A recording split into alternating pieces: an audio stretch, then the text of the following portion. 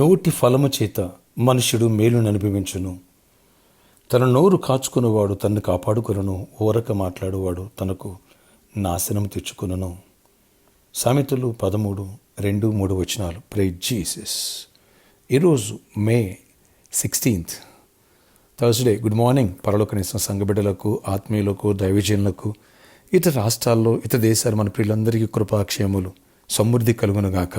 Abraham యొక్క ఆశీర్వచనం, దీవెనలు సమృద్ధిగా కలుగునుగాక. ఆమేన్. ఫ్రెండ్స్, ఇక్కడ దేవుని యొక్క మాట సెలవిస్తుంది, నోటి ఫలము చేత. కొందరు అనవసరంగా అపజయం గురించి, జరిగిన నష్టాల గురించి, గాయాల గురించి, అవమానాల గురించి పదే పదే ఆలోచిస్తూ మాట్లాడుతూ ఉంటారు. హృదయం నిండిందని బట్టి నోరు మాట్లాడుతూ ఉంటుంది. కనుక నీ హృదయములు యేసు నమ్మిన తర్వాత నువ్వు నూతన సృష్టి. అబ్రహాము ఆశీర్వాదం నీకుంది.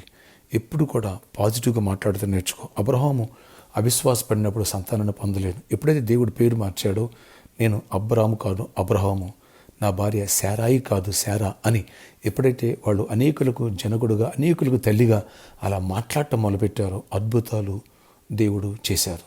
అలాగే యేసేపు కూడా ఎప్పుడైతే నేను ఏలుతాను, నేను ఏలేవాడిని అని మాట్లాడటం మొదలుపెట్టాడో, అద్భుతం దేవుడు మిరాకిల్ చేశాడు. ఎందుకంటే నా హృదయ రక్షింపబడిన వ్యక్తి హృదయంలో సర్వశక్తితో, సర్వాధికారముతో, సకల ఐశ్వర్యముతో, స్వస్థపరిచే శక్తితో పరిశుద్ధాత్మ దేవుడు నివసిస్తున్నాడు.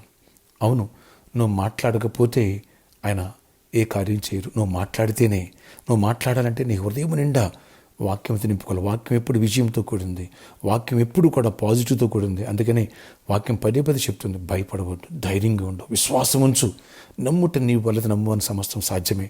మనిషి యొక్క తలంపులు, మనిషి యొక్క ఆలోచనలు, మనిషి యొక్క ఊహలు ఎప్పుడు కూడా వాక్యాన్ని కలుపుకుని మాట్లాడితే దేవుడు నూతన సృష్టిని సృష్టిస్తారు.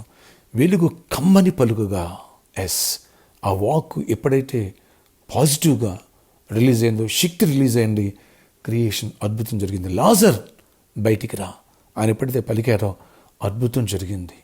ఓకే, అలాగే సేన అనేటువంటి దెయ్యాలు పట్టిన వాడిని కూడా యేసు నామములో ఈ దయ్యాలు పొమ్మని ఆజ్ఞాపిస్తారు. ప్రభు ఎప్పుడైతే అలా ఆజ్ఞాపించారో అప్పుడు అద్భుతం జరిగింది. కనుక నీ నోటి ఫలము చేత మేలు పొందుతావు. కొందరైతే నోరు కాసుకొనుకోకుండా ఎప్పుడు నెగిటివ్గా, నా రాత ఇంతే, నా గేట్ ఇంతే, నా కర్మ ఇంతే ఇలా మాట్లాడుతూ ఉంటారు. నో, ఇప్పటి నుంచి నువ్వు పాజిటివ్గా మాట్లాడు, వాక్యాన్ని కలుపుకుని మాట్లాడు.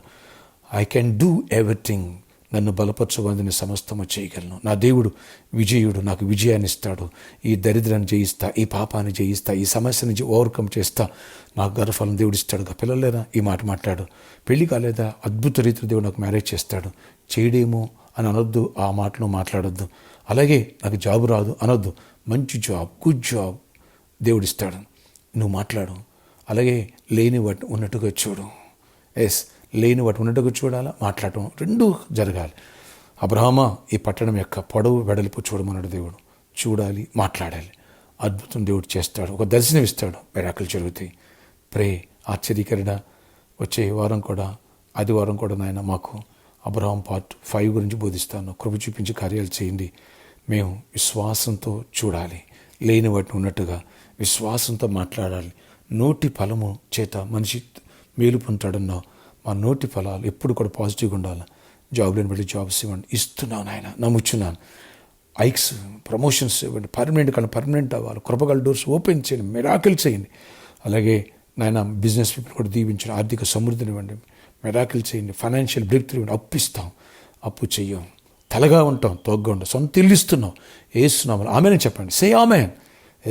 మంచి పొజిషన్ నీకు ఇస్తున్నాడు దేవుడు. టాప్ ప్లేస్లో నేను పెడుతున్నాడు. నువ్వు తోకవు కాదు, తలవి, పైవాడు కిందవాడు కాదు. యేసు నామములో మేము ఈ మాటలు పలుకుతున్నాం. అద్భుతాలు చేయండి. సంఘాన్ని, పరిచయం కూడా అలా దీవించండి. అలా ప్రామిస్ లాంటి కూడా ఘనమైన చర్చి కట్టే కృపనిస్తున్నావు. అనేకుల చేతులు బలపరుస్తున్నావు నాయన. లక్షల్లో గుప్పులిపోయి కృపనివ్వండి నాయన. గొప్ప కార్యాలు చేయండి. ప్రతి ఒక్కరికి సామర్థ్యాన్ని పెంచండి, దీవెనతో నింపండి. ఈరోజు బర్త్డే, వెడ్డింగ్ అనుజపండి, దీవించి దీర్ఘాయుష్ కృపనివ్వండి. ఎగ్జామ్స్ రాయిపోయే ఎగ్జామ్స్లో కృప చూపించండి, మీరు చూపెట్టి రాయించండి. రాసిన వాళ్ళకి గుడ్ రిజల్ట్స్ ఇవ్వండి నాయన. విడిపోయిన కుటుంబాలు కట్టండి, గర్భాలు ఇవ్వండి, గర్భిణీ స్త్రీలకు క్షేమాన్ని ఇవ్వండి. అన్నింటిలో దీవెనొచ్చి పెళ్లి కాని పెళ్లి అవ్వాలి, అన్నింటిలో మిరాకిల్స్ చేయండి. ఈ రోజంతా గొప్ప విజయాన్ని ఇవ్వండి. వచ్చే ఆదివారం అబ్రహాం పార్ట్ 5 గురించి మాట్లాడాలా నాయన. కృప చూపించి మిరాకిల్స్ చేయండి. యేసు నామములో ఆమేన్. May God bless you all. Have a nice day.